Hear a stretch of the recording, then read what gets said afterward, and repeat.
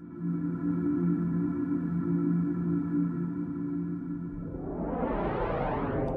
class requirement number 2, Part F. Demonstrate how to light a fire and how to light a lightweight stove. Campfires and stoves are an important part of the camping experience, for warmth and for some great meals. And to make sure all your campouts are great experiences, you'll need to always follow the safety rules for using fires and stoves. You can begin preparing a safe fire site by clearing a circle of all burnable material. Now we put this cloth down, so that way once we get our fire burning, we don't burn any of the nutrients in the ground underneath. This way plants can still grow after we're finished with our fire. Make a 4 to 6 inch thick pad with sand or mineral soil, about 2 feet in diameter. Then put your tinder, this is what starts your fire. This is the most important thing.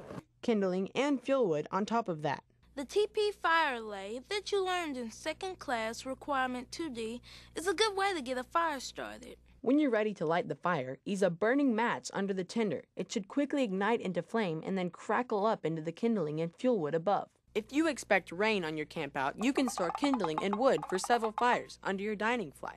Keep a supply of dry tinder in a plastic bag. Keep your matches in a plastic container, or bring a butane lighter with you. Once your fire has formed a good bed of coals, you're ready for cooking. You can make a simple support for your cooking pots by sticking 3 metal tent stakes into the embers.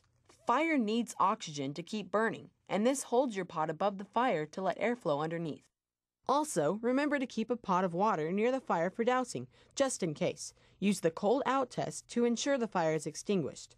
Run a bare hand through the embers. If the embers are still hot, drench them with more water. Safety is as important with lightweight stoves as it is with fires, especially since stoves use highly flammable fuels.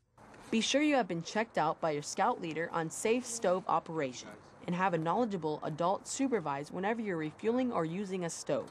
Also, be sure to follow all the stove safety rules in your Boy Scout handbook. There are lots of different kinds of camp stoves, so read and follow your stove's specific instructions for lighting. Before you light your stove, make sure any spare fuel bottles and canisters are kept well away. And when you do light the stove, keep your head and body to one side, just in case it flares up. You never want to leave a lighted stove unattended, and don't overload it with a heavy pot or frying pan. Use a separate grill for support.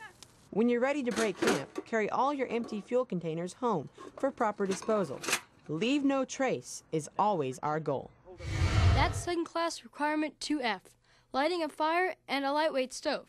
And most importantly, doing it safely.